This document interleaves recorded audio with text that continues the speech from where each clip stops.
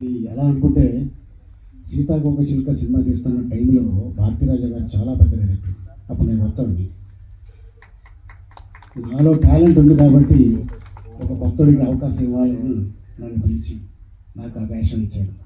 ఆ సినిమా తర్వాత నాకు అవార్డు రావడం, ఆ తర్వాత నేను చైల్డ్ ఆర్టిస్ట్గా 150 నుంచి 170 ఫిలిమ్స్ చేసిన తర్వాత అటు ఇటు కాని వయసులో ఏం చేయాలి, ఇండస్ట్రీలో ఉండాలా, వెళ్ళిపోవాలా అనుకున్న టైంలో రామానాయుడు గారు ప్రేమ ఖైదీ అనే సినిమాలో అది పెద్ద ప్రొడ్యూసర్, పెద్ద బ్యాండు, కొత్త డైరెక్టర్కి అంటే ఈవి సత్యనారాయణ గారికి అవకాశం ఇచ్చి, అలాగే హరీష్ హీరోగా, మాలాశ్రీ హీరోయిన్గా, అప్పుడు ఎవరు తెలియదు ఆంధ్రప్రదేశ్లో.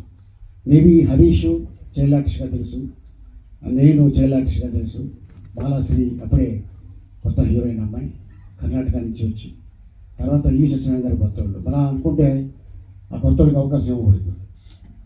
మరి ఆ సినిమా ఆయన బ్యానర్లో చిన్న సినిమా పెద్ద హిట్.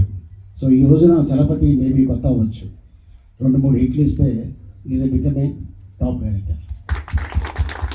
అండ్ అలాగే మన మన డాక్టర్ బాబు, కంటలు తిరిగిన డాక్టర్ బాబు, పుచ్చుకొని ఏమైనా అడిగితే కొడతాడా అన్నట్టు ఉంటుంది పేషెంట్లో. ఏం లేదు సార్, ఒంట్లో బాగాలేదు, కొద్దిగా ట్యాబ్లెట్ ఏమనంటే మీరు చేసుకో అని అనుకోండి, అలాగే సార్ అనేసి వెళ్ళిపోతాడు తప్ప క్వశ్చన్ చేయడు. అలా ఉంటాడు మనిషి. అండ్ తర్వాత తను షూటింగ్లో చూశాను, మంచి టైమింగు.